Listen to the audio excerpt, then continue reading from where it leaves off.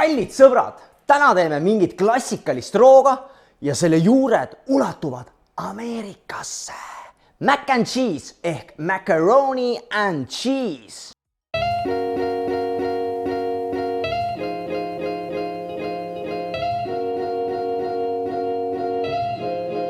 Küüslauk on üks lemmikmaitsaineid. See sobib iga toidu sisse, no ükstaspuha kuhu. Paneme küüslauku, välja arvatud magustoidud. Ärme sinna küüslauku pane. Kirstomatid. Te võite keeta ka ise kastme. Aga kui te olete laisad, siis kasutage valmis bechamel-kastet.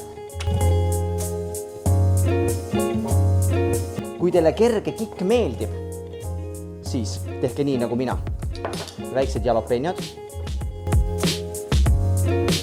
Üldse see ei ole mac and cheese'iga seotud, mitte kuidagi, aga mulle jällegi, mulle lihtsalt meeldivad kiiksuga toidud.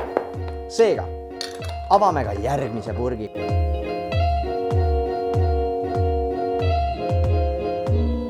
Rohelist peab ju sööma, seega, spinat. Millised värvid. Nüüd paneme noa otsaga. Natukene atsikat. Üks väga lahe toode on röstitud kanafilee kuubikud. Röstitud kanafilee kuubikud. Pakk ei tule lahti. Põmm nuga sisse, lõikad lahti. Tõnaki. Valad kõik selle siia. Sa valad kõik lihtsalt siia. Seda aru, see on hullumeelne. See on hullumeelne, mida me teeme.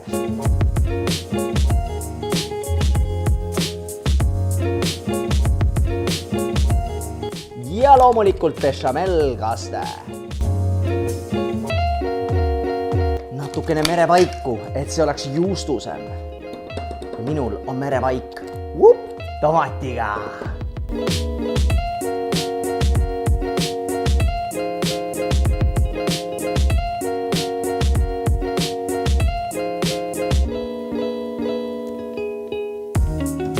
Salakomponendiks, et ta pealt läheks krõvedaks.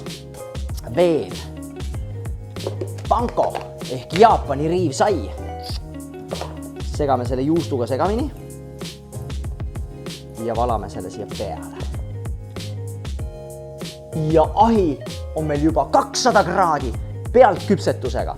Kuna makaron oli ette keedetud ja ta on pehme ja soe, siis tegelikult peab ta minema ju ainult soojaks ja pruuniks. Ehk siis kogu see elukas läheb ahju ja 15 minuti pärast juba näete, milline see roog on. Meie hõrgutis on valmis.